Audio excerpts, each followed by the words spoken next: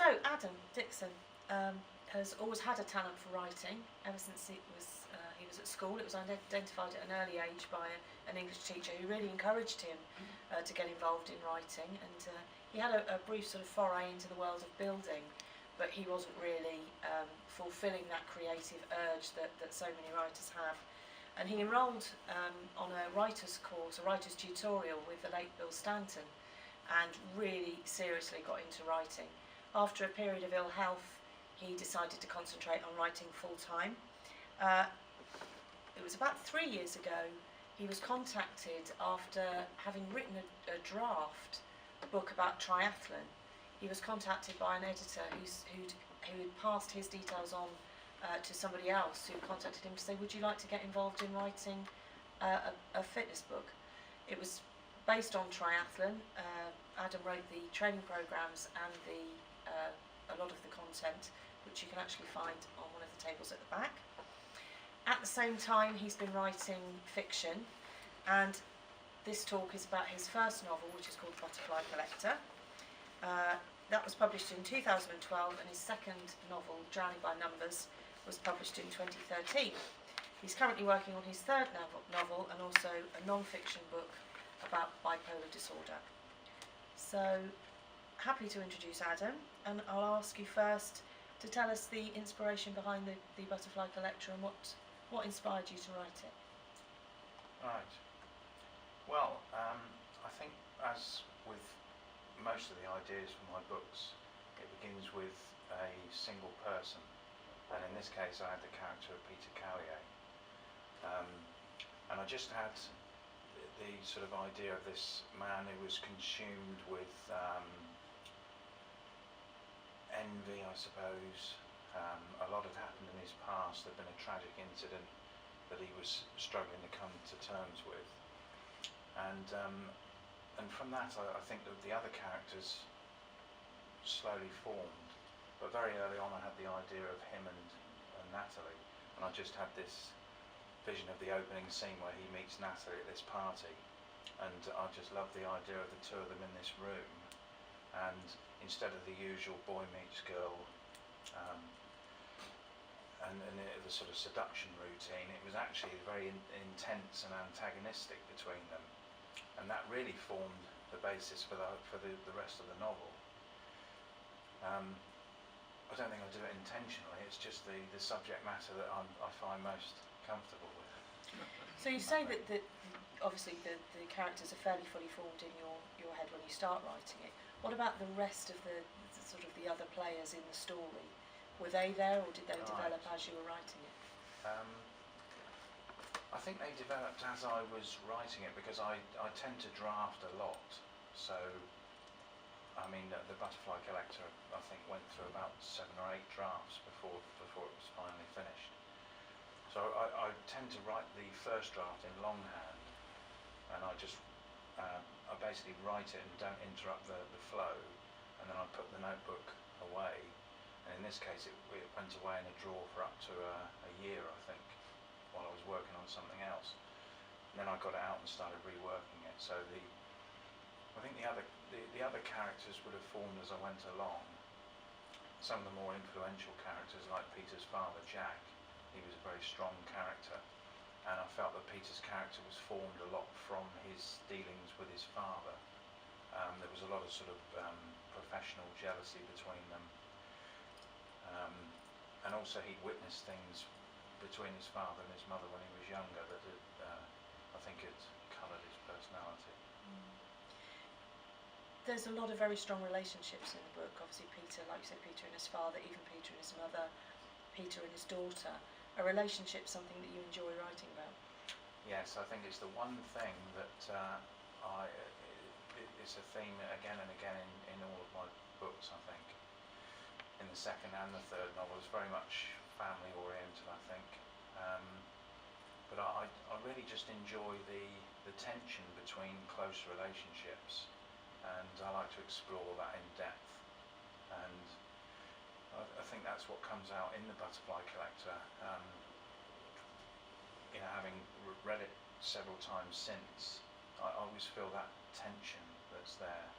in the relationship, in particularly Peter's relationships with nearly all the members of his family, and Natalie and Claudia, and in the end that he's alienated from all of them. You've had a lot of praise for the dialogue, and about the dialogue being very realistic. Is that something that you draw on from your own personal experience, or is it something you imagine? Yeah. Well, I did have a bit of trouble with some of the dialogue in the book, because I wanted to capture, there's a particular scene when Peter's playing golf with a friend of his, Tim, and I wanted to sort of capture some of the conversations that men have,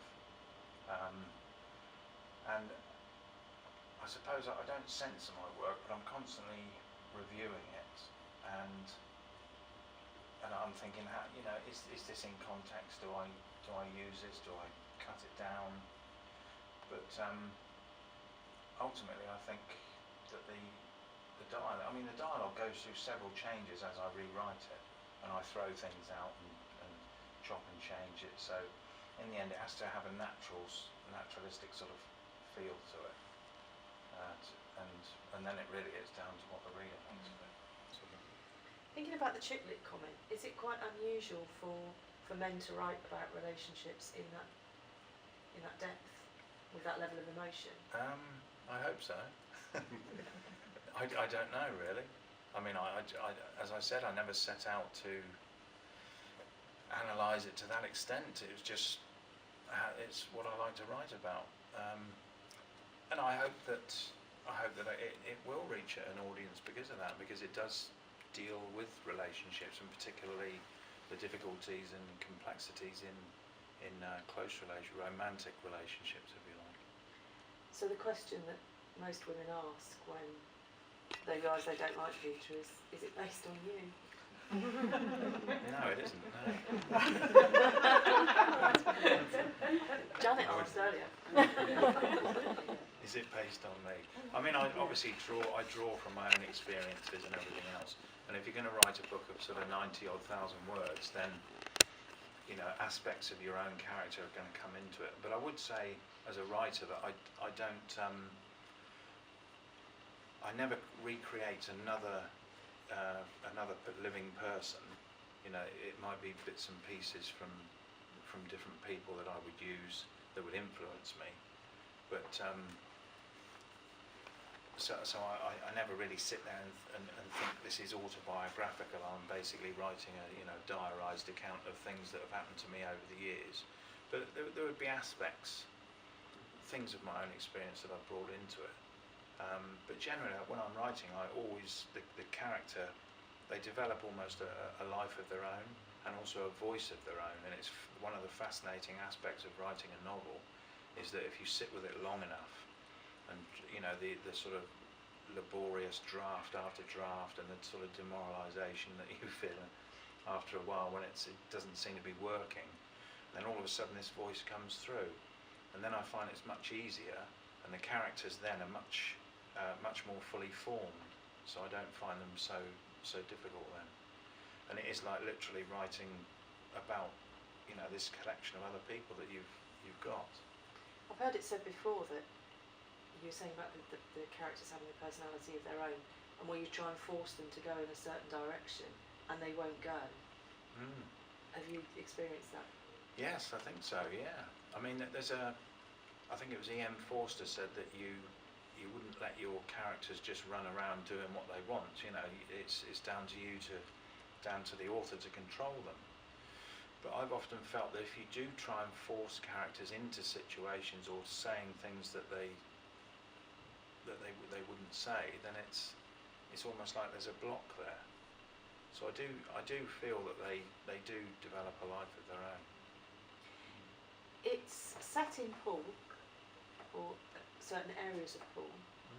Is that something that you felt comfortable writing about and you enjoyed writing about and setting it in the novel? I don't know really. I can't remember whether I was going to use another setting for it. Perhaps originally I was going to set it in London, but eventually I set it here, and there's different places in Poole and Bournemouth. Peter meets Natalie in the gardens, for instance. Her actually, she lives in a block of flats in Poole. So all these places I could see them visually very clearly, but I didn't really put a sort of stamp of Bournemouth and Poole on it. Although it's quite obviously to the people that live here that that's where it's set. Is there a special connection to Marco's house? Marco's house, yes. That actually was a house in Sandbanks that is since gone. It was pulled down by developers years ago. But a friend of mine, as a musician, used to live in the house on his own, and it was a beautiful 4-bedroom house with its own ballroom. Really quite stunning, and it was so sad that they pulled it down. So I used that house as Marco's house. Obviously it was rented from his cousin. The character of Marco being completely feckless and just basically using everyone for everything he could get. So that was a real house, yeah. And Peter goes up into the bathroom one night there and sits there, and describing all the different, the tiles on the wall and the ancient sort of creaking floorboards and things like that. And of course it had the beautiful view of the sea, which is also the scene where Peter goes out of the house and meets Natalie, who's looking out of the water, which I thought was a very romantic scene. For Peter. Yeah.